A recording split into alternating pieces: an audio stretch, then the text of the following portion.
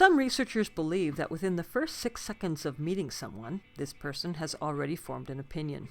Often, before we even speak our first word, our interlocutors have already made up their minds about us.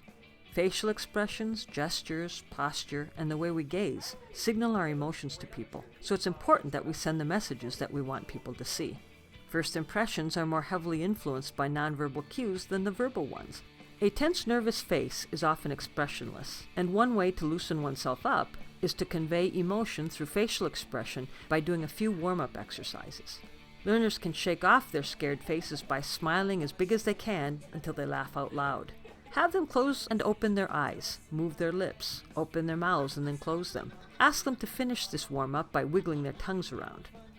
It's important that learners know that every culture has its own idiosyncratic norms for making positive impressions upon first meetings. What they are about to do in this activity is only but one way to greet others, and that the wisest behavior to perform when in a new environment is to observe, notice, and then act. In another segment of this technique, learners will take turns acting as each other's mirror, so that as learner A carries out the actions, learner B will mimic his or her peer as closely as possible, and vice versa. Begin by focusing learners' attention on their eyes and mouths. A face that is perceived as friendly and approachable has smiling eyes and mouth. Ask learners to smile as authentically as possible.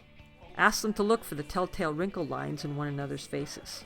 At the same time as they make eye contact, have them raise their eyebrows and open their eyes slightly more than normal. This eyebrow flash is a universal signal of recognition and acknowledgement. Also turn learners' attention to their posture. Explain that competence and confidence are often conveyed through the use of height and space.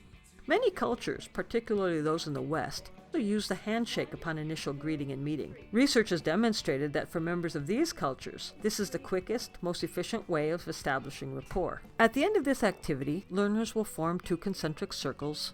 Tell the circles to move in opposite directions, and as they meet the next person, make eye contact and flash the eyebrow, smile as authentically as possible, lean in slightly while shaking hands, and then move to the next person, paying attention to posture and attitude.